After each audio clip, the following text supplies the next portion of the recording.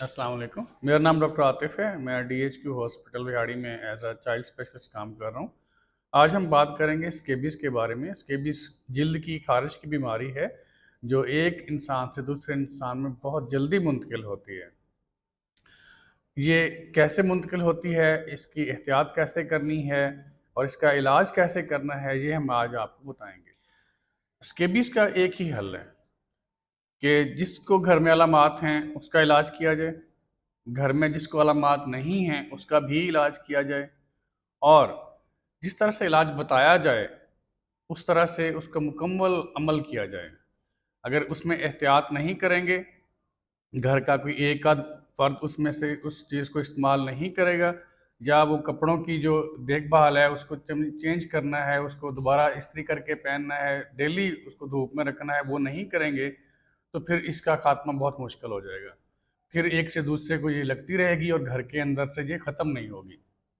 अब इसको ख़त्म करने के लिए कुछ इसकी दवाइयाँ भी आती हैं और कुछ एहतियातें हैं। एहतियातें तो ये हैं कि एक से दूसरे को ना लगे, जिसको ख़ारिश हो उसको अलहदा रखें, उसके कपड़े, बिस्तर, उसकी चादरें डेली आपने धूप में रखनी है, वॉश करनी है और उल्टा करके उनको इस्त्री करना है, फिर इस्तेमाल में करना है। और जो इसकी दवाई है वो लोशन आता है, परमिथ्रिन के लोशंस हैं, वो आपने रात को सोने से पहले गर्दन से नीचे पूरे जिस्म पे लगाना है और उसको पूरी रात लगा रहने देना है, 8 से 10 घंटे।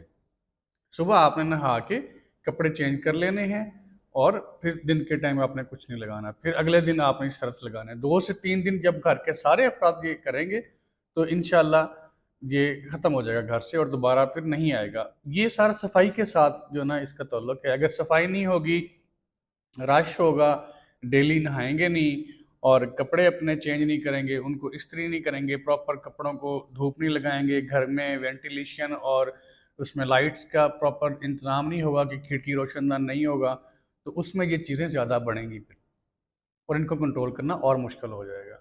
इसमें 2 चीज़ें मैं आपको दोबारा रिपीट करना चाहूँगा। घर के तमाम अफ़राद ने वो दवाई इस्तेमाल करनी है और तमाम अफ़राद ने अपने कपड़े और बिस्तर की चादरें डेली चेंज करनी है और सफाई का जितना ख्याल रख सकते हैं उतना रखना है। फिर ये इंशाल्लाह बीमारी जल्दी ख़त्म हो जाएगी।